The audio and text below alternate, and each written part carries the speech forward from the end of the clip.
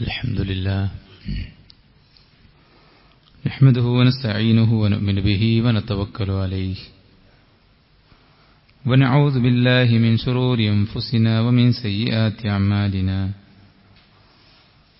من يهده الله فلا مضل له ومن يضلله فلا هادي له وأشهد أن لا إله إلا الله وحده لا شريك له وأشهد أن محمدا عبده ورسوله أرسله بالهدى ودين الحق ليظهره على الدين كله ولو كره المشركون اللهم صل على محمد وعلى آل محمد كما صليت على إبراهيم وعلى آل إبراهيم إنك حميد مجيد أما بعد فإن خير الحديث كتاب الله وخير الهدي هدي محمد صلى الله عليه وسلم وشر الأمور محدثاتها وكل محدثة بدعة وكل بدعة ضلالة وكل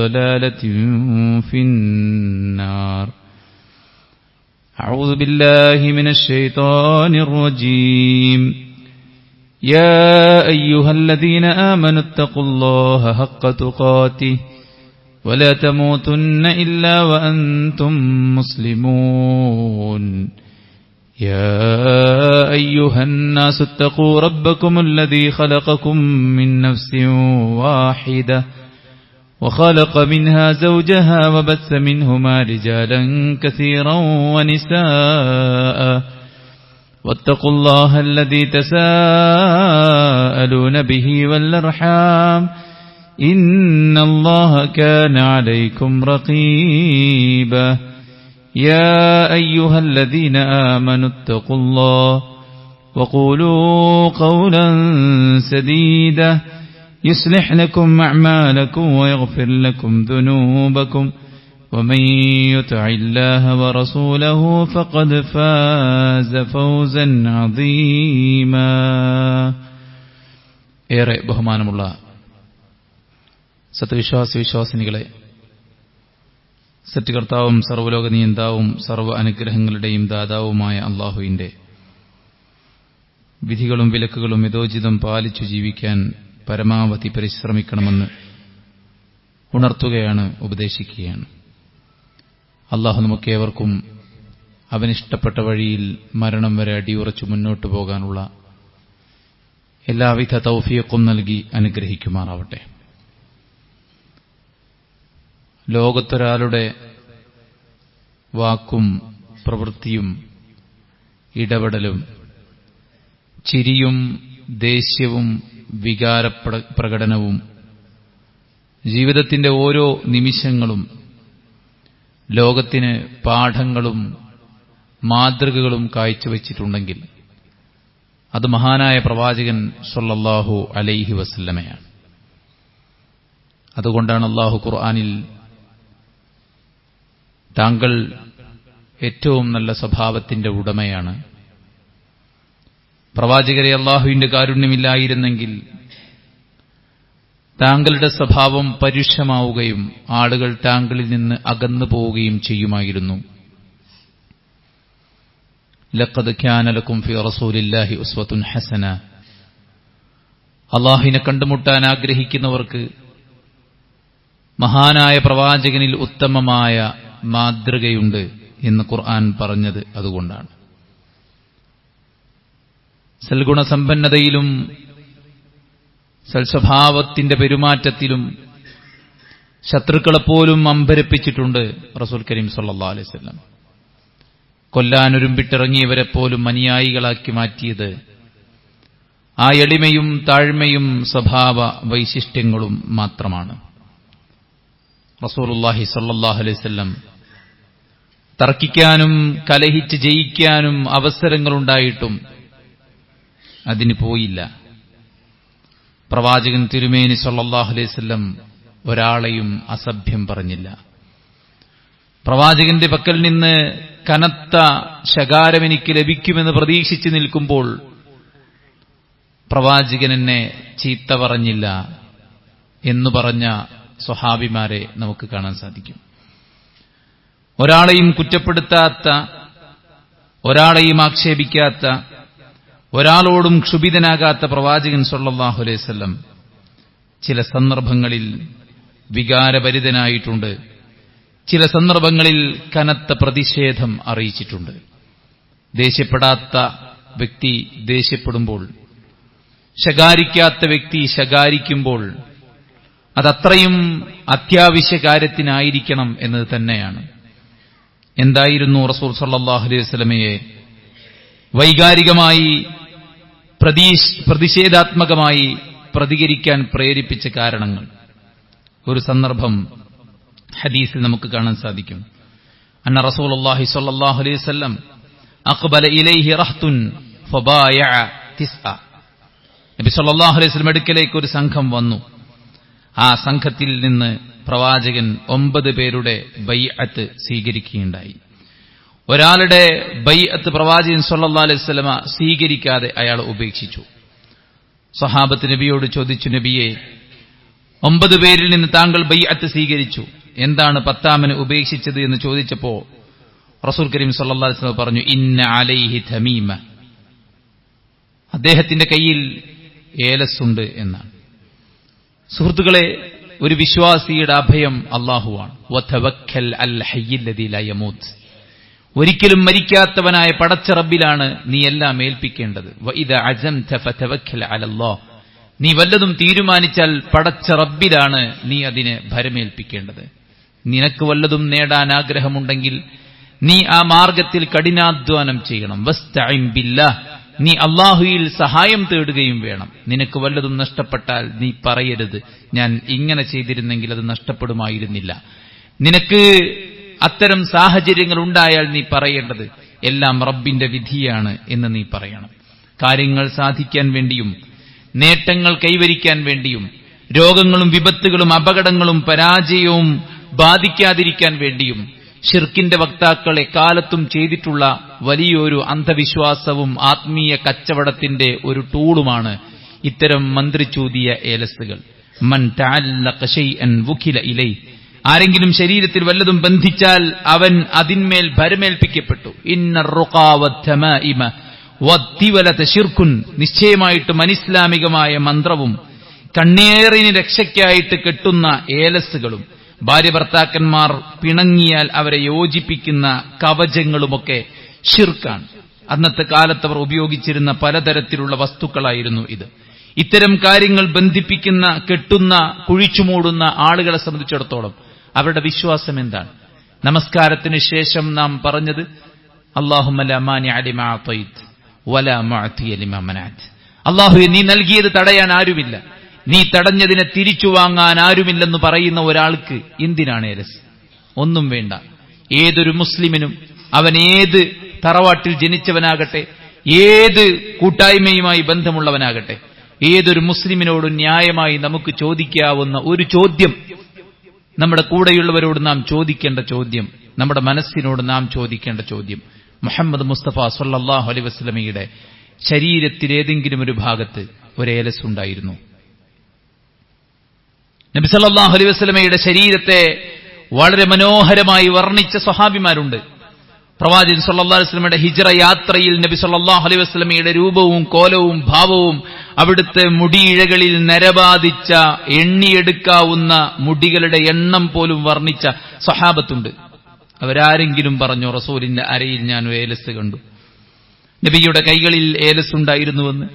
മറിച്ച് നേർ വിപരീതമായിട്ടുള്ളതാണ് ഹദീസുകളിൽ നമ്മൾ വായിക്കുന്നത്. അതുകൊണ്ട് തന്നെ വിശ്വാസ സംരക്ഷണത്തിന്റെ വഴിയിൽ ഏറെ ഗൗരവപ്പെട്ടതാണ് ഇത്തരം ഉപദേശങ്ങൾ. വിശ്വാസകാര്യങ്ങളാണ് ഇസ്ലാമിന്റെ അടിത്തറ.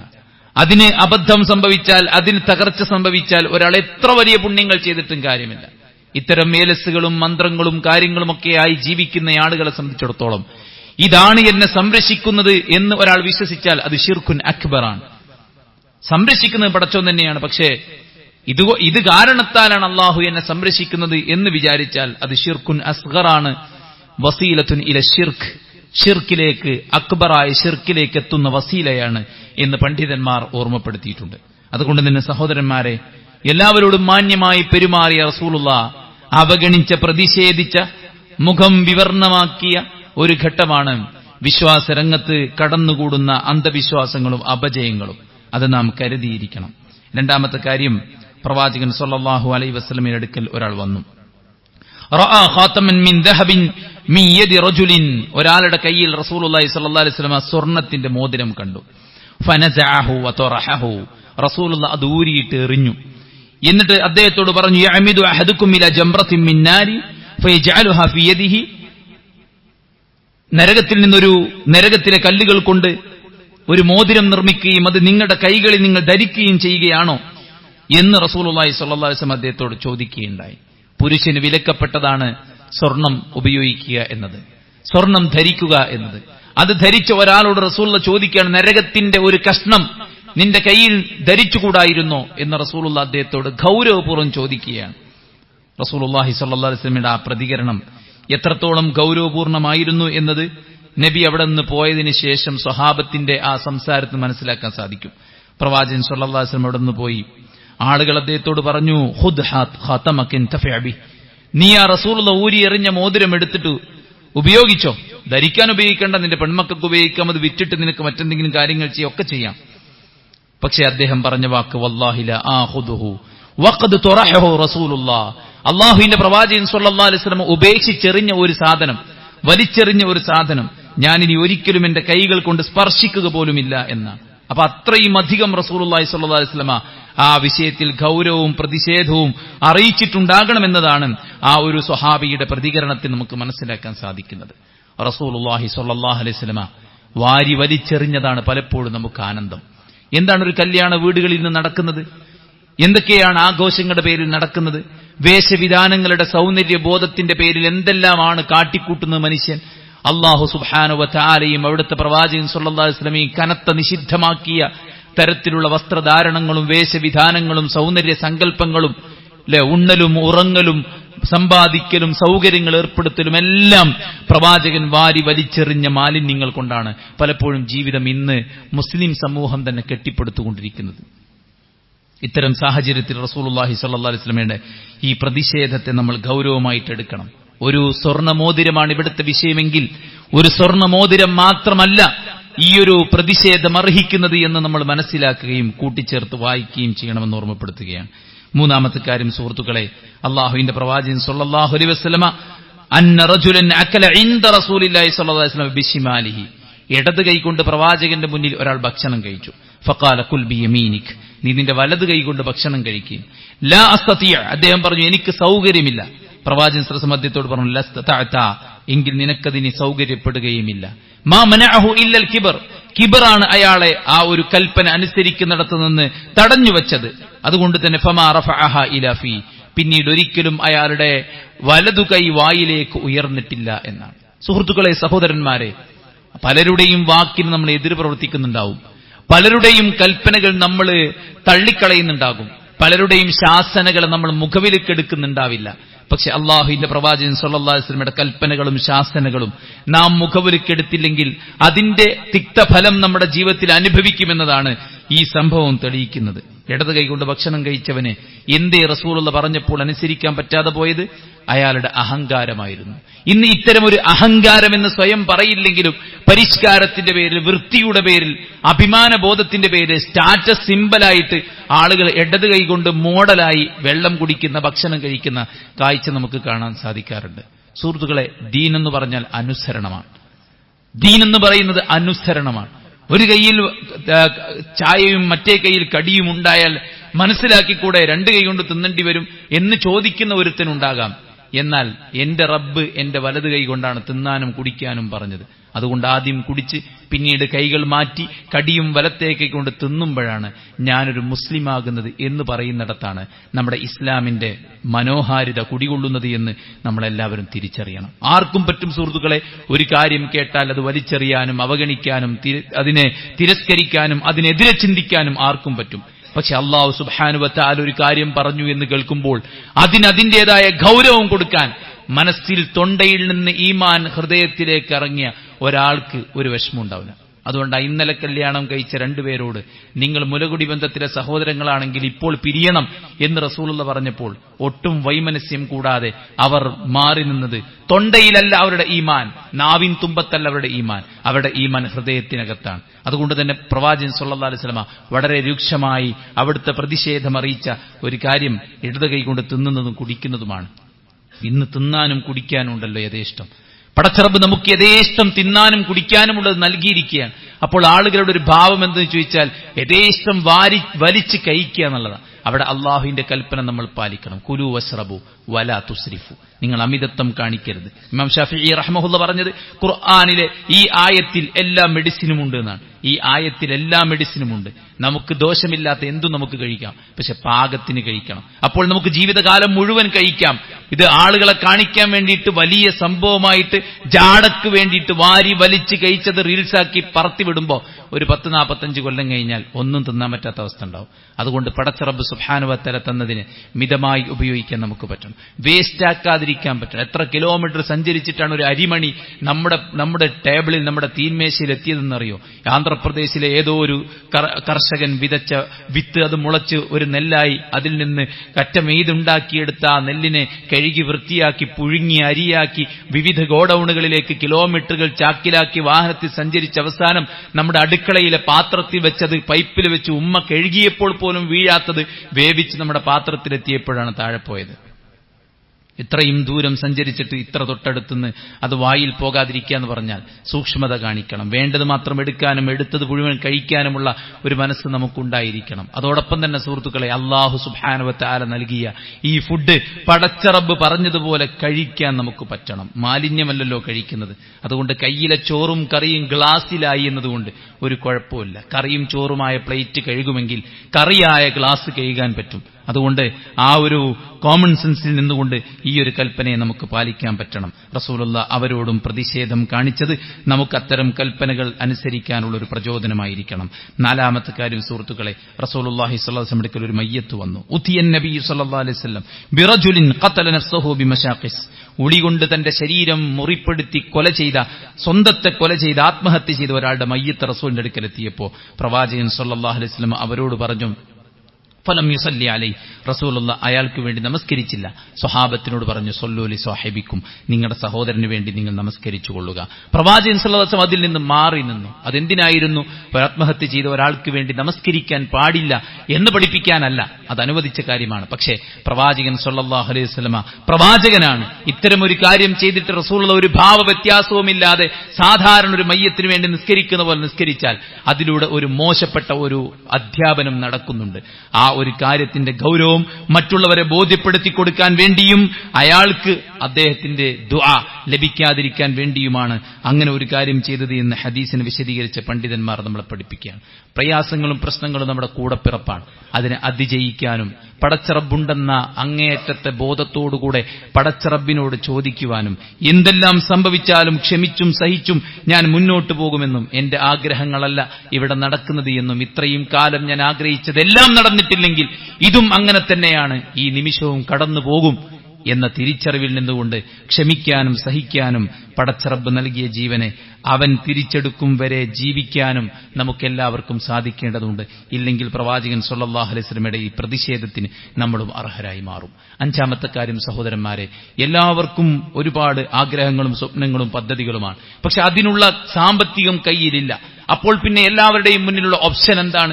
നിരന്തരമായി ബാങ്കിൽ നിന്ന് കോൾ വന്നുകൊണ്ടിരിക്കുന്നു. നിങ്ങൾക്ക് ലോൺ അനുവദിച്ചിട്ടുണ്ട്, നിങ്ങൾക്ക് ഇത്ര ഇൻട്രസ്റ്റ് മാത്രമേ അതിൽ വരുന്നുള്ളൂ, താങ്കൾക്ക് താല്പര്യമുണ്ടെങ്കിൽ അതിന്റെ ഭാഗമാകാം. ഇങ്ങനെ ഒരുപാട് നിരവധി ഓപ്ഷൻസ് നമ്മുടെ ചുറ്റുപാടിലുണ്ട്, പലിശയായിട്ടും കടമായിട്ടും ഒക്കെ.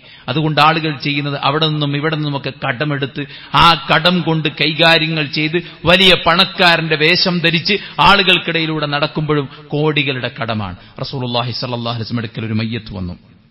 പ്രവാചകൻ സ്വല്ലല്ലാഹു അലൈഹി വസല്ലം ആളുകളോട് ചോദിച്ചു, അലൈഹി ദൈൻ, ഈ മനുഷ്യന്റെ മേൽ കടമുണ്ടോ?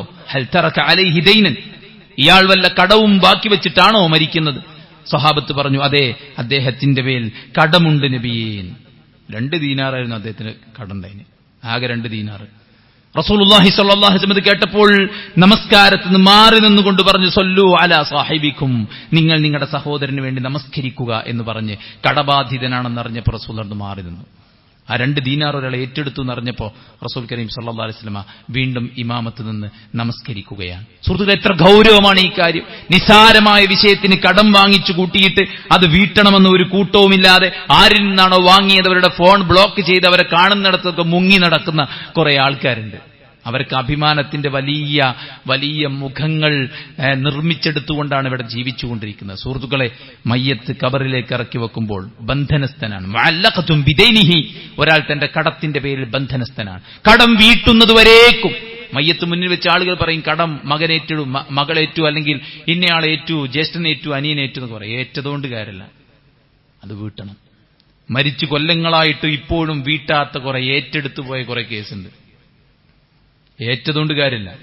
നമ്മൾ വിചാരിക്കും നമ്മളിത് വീട്ടാൻ ആൾക്കാരുണ്ടല്ലോ, നമ്മൾ ഏറ്റെടുക്കാൻ കുറെ ആളുകൾ ഉണ്ടാവുമല്ലോ എന്നൊക്കെ. ഏറ്റതുകൊണ്ട് കാര്യമില്ല. വീട്ടിയെങ്കിൽ മാത്രമേ ആ മയ്യത്ത് മോചിതനാവുകയുള്ളൂ. യുഗ്ഫറുൽ ലിശ്ശഹീദ് കുല്ലദ്ദംബ്, ഷഹീദിന് എല്ലാ പാപങ്ങളും പൊറുക്കപ്പെടും, ഇല്ലദ്ദൈൻ, കടമൊഴികെ.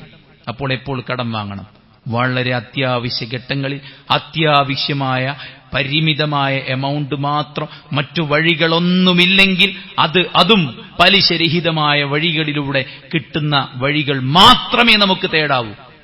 പലിശയിൽ നമ്മൾ ഇടപെട്ട് കഴിഞ്ഞാൽ അത് വലിയ പരാജയമായിരിക്കും. അതിൽ നിന്ന് മോചനം നമുക്ക് സാധ്യമാവുകയില്ല. അതുകൊണ്ട് കടത്തിന്റെ കാര്യം നമ്മൾ ഗൗരവത്തിൽ കാണുക. വാങ്ങിച്ചുവെങ്കിൽ അത് സമയബന്ധിതമായി വീട്ടാനുള്ള പദ്ധതികളും ആസൂത്രണങ്ങളും നമ്മൾ നടത്തി മരിക്കും മുമ്പ് നമ്മുടെ കടങ്ങൾ നമുക്ക് തന്നെ വീട്ടി മരിക്കാൻ സാധിക്കണം. അല്ലാഹു സുബ്ഹാനഹു വ തആല പ്രവാചകൻ സ്വല്ലല്ലാഹു അലൈഹി വസല്ലം പ്രതിഷേധമറിയിച്ച ഇത്തരം കാര്യങ്ങളിൽ നിന്ന് മാറി നിൽക്കാൻ നമുക്കെല്ലാവർക്കും തൗഫീഖ് നൽകി അനുഗ്രഹിക്കുമാറാവട്ടെ.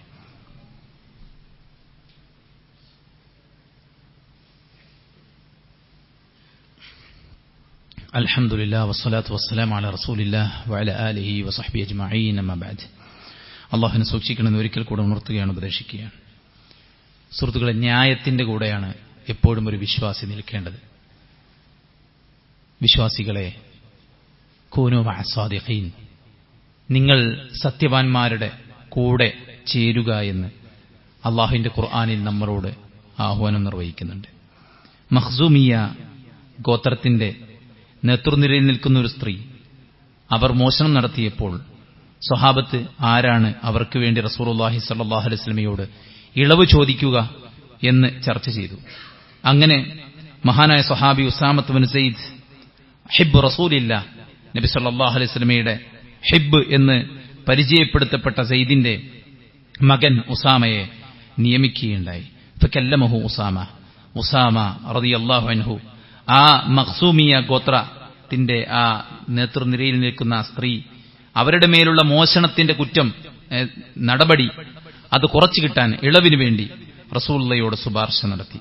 പ്രവാചകൻ സ്വല്ലല്ലാഹു അലൈഹി വസല്ലം അവരോട് പറഞ്ഞു, ഇന്നമാ ഹലക്കല്ലദീന മിൻ ഖബ്രിക്കും അന്നഹും കാനൂ ഇദാ സരിഖ ഫീഹിമു ശരീഫ് തറകൂഹു വഇദാ സരിഖ ഫീഹിമു ദഈഫ് അഖാമു അലൈഹിൽ ഹദ്. നിങ്ങളുടെ മുൻഗാമികൾ നശിപ്പിക്കപ്പെടാനുള്ള കാരണം എന്താണെന്ന് നിങ്ങൾക്കറിയുമോ? അവരിൽ മാന്യനായ നേതൃനിരയിൽ നിൽക്കുന്ന അറിയപ്പെട്ട ഒരാളാണ് മോഷണം നടത്തിയതെങ്കിൽ തറകൂഹു, അവർ അയാളെ ഉപേക്ഷിക്കും. എന്നാൽ അവരുടെ കൂട്ടത്തിൽ ദുർബലനാണ് മോഷണം നടത്തിയതെങ്കിൽ അയാൾക്ക് നേരെ അവർ നിയമ നടപടി സ്വീകരിക്കുകയും ചെയ്യും.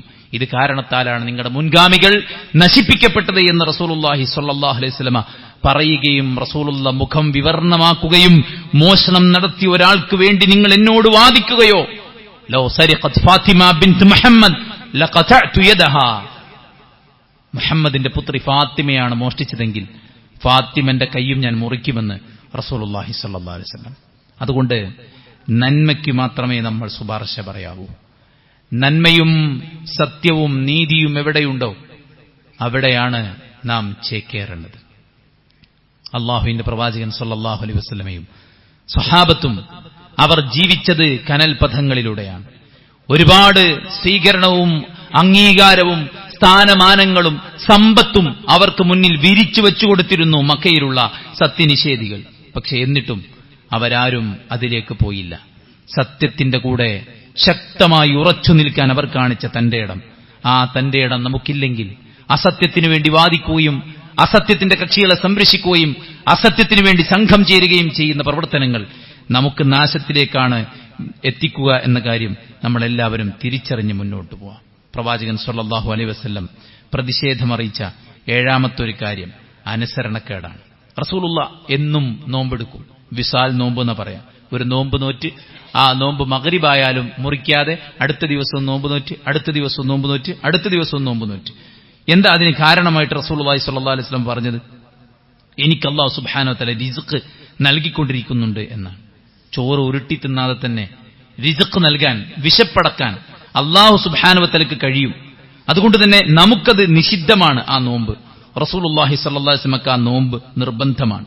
സ്വഹാബത്ത് നബി സല്ലല്ലാഹു അലൈഹി വസല്ലം അത് വിലക്കിയപ്പോ വന്നിട്ട് ചോദിക്കാൻ, യാ റസൂലല്ലാഹ് തുവാസിൽ ഫഖാല നബി സല്ലല്ലാഹു അലൈഹി വസല്ലം അയ്യുക്കും മിസ്ലി, നബിയെ നിങ്ങൾ വിസാൽ നോമ്പ് നോൽക്കുന്നുണ്ടല്ലോ, ഞങ്ങളും നോമ്പ് നോറ്റോട്ടെ.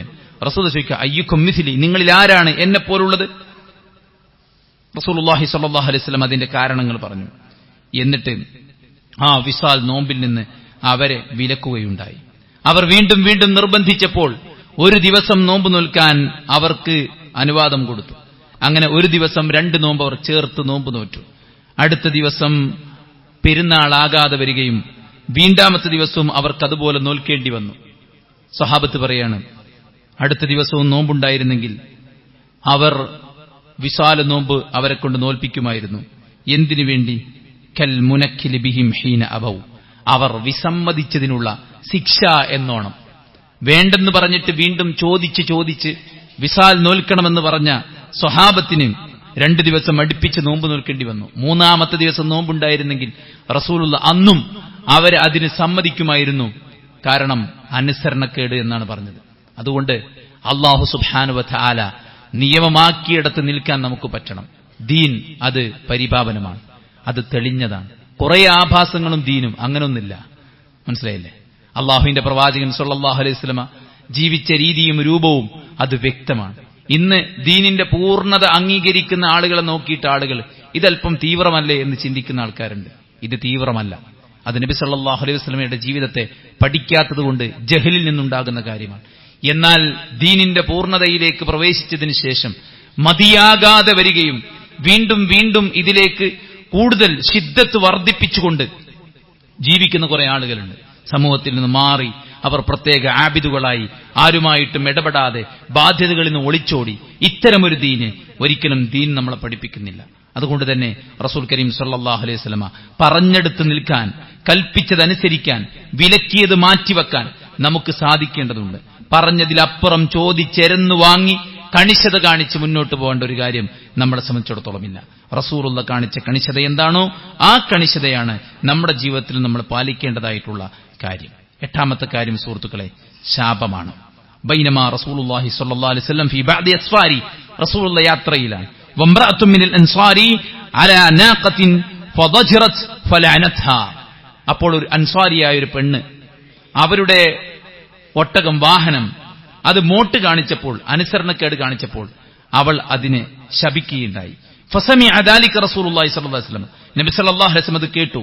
റസൂലുള്ളാഹി അവരോട് പറഞ്ഞു, ഖുദൂ മാ അലൈഹാ വദഊഹാ ഫഇന്നഹാ മൽഊന, നീ അതിന്റെ മേലെ കെട്ടിവെച്ച നിന്റെ സാധനങ്ങളും വസ്തുക്കളുമൊക്കെ താഴോട്ടിറക്കി വെക്ക്, എന്നിട്ട് അതിനെ യഥേഷ്ടം മേഞ്ഞു തിന്നാൻ ഉപേക്ഷിക്ക്. നീ അതിനെ ഇനി ഉപയോഗിക്കരുത്, കാരണം ഫഇന്നഹാ മൽഊന, അത് ശപിക്കപ്പെട്ടതാണ്. സുഹൃത്തുക്കളെ, ഈ ഹദീസ് നമ്മളെ അറിയിക്കുന്നത് പലപ്പോഴും നമ്മൾ സ്ഥിരമായി ഉപയോഗിക്കുന്ന വാഹനം, വീട്ടിൽ ഉപയോഗിക്കുന്ന സാധനങ്ങൾ, നമ്മുടെ ഫോണ്, മറ്റ് സാധനങ്ങളൊക്കെ, ഇതൊക്കെ ഇടയ്ക്കിടയ്ക്ക് ചിലപ്പോൾ പണി മുടക്കും. ഫോണൊക്കെ ചിലപ്പോൾ അത്യാവശ്യം കേട്ടത് തന്നെ ഹാങ് ആവും. വാഹനം ചിലപ്പോൾ നമ്മൾ വിചാരിച്ച പോലെ ടൈമിന് സ്റ്റാർട്ടാകാതെ വരും, അല്ലെ?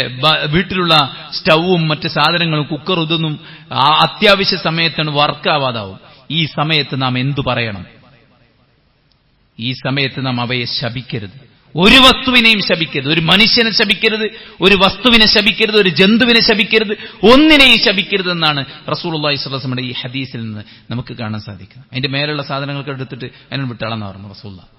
പലപ്പോഴും നമ്മൾ എല്ലാ സാധനത്തിനും ശപിക്കും ചെയ്യും, അതിന്റെ ഉപകാരം എടുക്കും, എന്നിട്ട് അതിനെ ശപിക്കും ചെയ്യും. അതൊരിക്കലും ശരിയല്ല. റസൂൽ കരീം സല്ലല്ലാഹു അലൈഹി വസല്ലമ അതിനെ നമുക്ക് വളരെ ഗൗരവത്തിൽ നിഷിദ്ധമാക്കുകയും ആ കാര്യം തിരുത്തുകയും ചെയ്തിട്ടുണ്ട്. ഇത്തരം കേൾക്കുമ്പോൾ നിസ്സാരമെന്ന് തോന്നുന്ന കാര്യങ്ങളായിരിക്കാം, പക്ഷേ ജീവിതത്തിൽ ശ്രദ്ധ ചെലുത്തിക്കൊണ്ട് മുന്നോട്ട് പോകുവാൻ നമുക്കെല്ലാവർക്കും സാധിക്കേണ്ടതുണ്ട്. അല്ലാഹു സുബ്ഹാനഹു വ തആല അവന്റെ ഇഷ്ടവും അവന്റെ പ്രീതിയും പ്രവാചകൻ സല്ലല്ലാഹു അലൈഹി വസല്ലമ ഇഷ്ടപ്പെട്ട കാര്യങ്ങളും ജീവിതത്തിൽ വർദ്ധിപ്പിച്ചുകൊണ്ട് വളരെ ശുഷ്കമായ കാലഘട്ടം അല്ലാഹു സുബ്ഹാനഹു വ തആലയുടെ ദീനിന് വേണ്ടി മാറ്റിവെക്കാൻ നമുക്കെല്ലാവർക്കും അല്ലാഹു തൗഫീക്ക് നൽകി അനുഗ്രഹിക്കുമാറാവട്ടെ. നമ്മുടെ എല്ലാ വീഴ്ചകളും അല്ലാഹു വിട്ടുപുറത്ത് മാപ്പാക്കി തരട്ടെ. അവന്റെ ഇഷ്ടപ്പെട്ട ദാസന്മാരിൽ നമ്മെ എല്ലാവരെയും ഉൾപ്പെടുത്തി അനുഗ്രഹിക്കുമാറാവട്ടെ. അല്ലാഹു നമ്മിൽ നിന്ന് മരിച്ചു പിരിഞ്ഞ നമ്മുടെ മാതാപിതാക്കൾ, സുഹൃത്തുക്കൾ, സഹോദരങ്ങൾ, നാട്ടുകാർ, ബന്ധുമിത്രാദികൾ എല്ലാ വിശ്വാസികളുടെയും ഖബറിനെ അല്ലാഹു സ്വർഗ്ഗമാക്കുമാറാവട്ടെ. അവരുടെ പാപങ്ങളെ അല്ലാഹു പുറത്തു കൊടുക്കുമാറാവട്ടെ. അവരുടെ നന്മകൾക്ക് അല്ലാഹു പൂർവാധികം പ്രതിഫലം നൽകി അനുഗ്രഹിക്കുമാറാവട്ടെ. അവരുടെ ഖബറിലേക്ക് ഒഴുക്കുന്ന ജാരിയായ കർമ്മങ്ങൾ അല്ലാഹു അവശേഷിപ്പിക്കുമാറാവട്ടെ. അവരുടെ ഖബറിലേക്കുള്ള കർമ്മങ്ങൾ ചെയ്യാൻ അനന്തരന്മാരായ നമുക്ക് അല്ലാഹു തൗഫീക്ക് നൽകി അനുഗ്രഹിക്കുമാറാവട്ടെ. അല്ലാഹു സുബ്ഹാനഹു വ തആല നമുക്കും നല്ല ഒരു സമയത്ത് അവനിഷ്ടപ്പെട്ട കർമ്മത്തിലായിരിക്കെ, അവനിഷ്ടപ്പെട്ടവനായിരിക്കെ, സ്വർഗ്ഗക്കാരനായിരിക്കെ, പാപങ്ങൾ പൊറുക്കപ്പെട്ടവനായിരിക്കെ, അല്ലാഹുവിന്റെ തൃപ്തി നേടിയിരിക്കെ കലിമത്തു ഷഹാദ ഉച്ചരിച്ചുകൊണ്ട് മരിക്കാനുള്ള തൗഫീഖ് അല്ലാഹു നൽകി അനുഗ്രഹിക്കുമാറാവട്ടെ. ജീവിതത്തിന്റെ ശീലമായി മാറിയ തിന്മകളെ എന്നേക്കുമായിട്ട് ജീവിതത്തിൽ നിന്ന് മാറ്റിവെക്കാനുള്ള തൗഫീഖ് അല്ലാഹു പ്രദാനം ചെയ്യുമാറാവട്ടെ. പടച്ച റബ്ബ് നമുക്ക് നൽകിയ എല്ലാറ്റിനെയും അല്ലാഹുവിന് പ്രീതിപ്പെട്ട അവസ്ഥയിൽ ഉപയോഗിക്കാനുള്ള തൗഫീഖ് അല്ലാഹു നമുക്ക് നൽകി അനുഗ്രഹിക്കുമാറാവട്ടെ. അല്ലാഹു നമ്മുടെ എല്ലാറ്റിലും ബർക്കത്തും റഹ്മത്തും നൽകി അനുഗ്രഹിക്കുമാറാവട്ടെ. അല്ലാഹു നമ്മുടെ മക്കളിൽ ദീനീബോധമുള്ള, പാണ്ഡിത്യമുള്ള, സമൂഹത്തിന് പ്രതിബദ്ധതയുള്ള നല്ല മക്കൾ അല്ലാഹു നമുക്ക് പ്രദാനം ചെയ്യുമാറാവട്ടെ. നമ്മുടെ സമ്പത്തിലും നമ്മുടെ കുടുംബത്തിലും നമ്മുടെ ആരോഗ്യത്തിലും നമ്മുടെ സമയത്തിലും നമ്മുടെ അറിവിലും നമ്മുടെ കഴിവിലും നമ്മുടെ എല്ലാ നീക്കങ്ങളിലും അല്ലാഹു ബർക്കത്തും റഹ്മത്തും എളുപ്പവും പ്രദാനം ചെയ്യുമാറാവട്ടെ. നമ്മുടെ എല്ലാ വിഷമങ്ങളും അല്ലാഹു നീക്കിത്തരുമാറാവട്ടെ. എല്ലാ വിഷമങ്ങളിലും പടച്ച റബ്ബിലേക്ക് അഭയപ്പെടാനുള്ള ഈമാൻ അല്ലാഹു നമുക്ക് നൽകി അനുഗ്രഹിക്കുമാറാവട്ടെ. അല്ലാഹു സുബ്ഹാനഹു വ തആല നമ്മുടെ നഷ്ടങ്ങളിൽ നമുക്ക് പ്രതിഫലം നൽകി അനുഗ്രഹിക്കുമാറാവട്ടെ. നമ്മുടെ ദുഃഖങ്ങൾക്ക് പകരം അല്ലാഹു സന്തോഷം നൽകുമാറാവട്ടെ. നമ്മുടെ നല്ല മുറാദുകളെ അല്ലാഹു സുബ്ഹാനഹു വ തആല ഹാസിലാക്കുമാറാവട്ടെ. അല്ലാഹു സുബ്ഹാനഹു വ തആല വിശ്വാസികൾക്ക് ഒരുക്കി വെച്ച സ്വർഗ്ഗം അത് നേടിയെടുക്കുന്ന ഭാഗ്യവാന്മാരിൽ അല്ലാഹു നമ്മെ ഉൾപ്പെടുത്തി അനുഗ്രഹിക്കട്ടെ. അല്ലാഹു നമ്മുടെ രാജ്യത്തെ സമാധാനവും സ്വാതന്ത്ര്യവും നിലനിർത്തി തരുമാറാവട്ടെ. ഇവിടെ അനൈക്യവും ചിത്രതയും കലാപവും വിതക്കാൻ ഉദ്ദേശിക്കുന്നവർക്ക് അല്ലാഹു സൽബുദ്ധി തോന്നിക്കുമാറാവട്ടെ. രാജ്യത്തിന്റെ ലോകത്തിന്റെ വിവിധങ്ങളായ ഭാഗങ്ങളിൽ പ്രയാസം അനുഭവിക്കുന്ന പലസ്തീനികൾ ഉൾപ്പെടെയുള്ള ആളുകൾക്ക് അല്ലാഹു ആശ്വാസവും രക്ഷയും സമാധാനവും നൽകി അനുഗ്രഹിക്കുമാറാവട്ടെ. മനുഷ്യരക്തം കണ്ട് കൊതി തീർന്നിട്ടില്ലാത്ത ഇസ്രായേലിനും അമേരിക്കയ്ക്കുമൊക്കെ അല്ലാഹു കനത്ത തിരിച്ചടി പ്രദാനം ചെയ്യുമാറാവട്ടെ. മനുഷ്യ സ്നേഹികൾക്ക് അല്ലാഹു രാജ്യത്തുടനീളം അധികാരം നൽകി അനുഗ്രഹിക്കുമാറാവട്ടെ.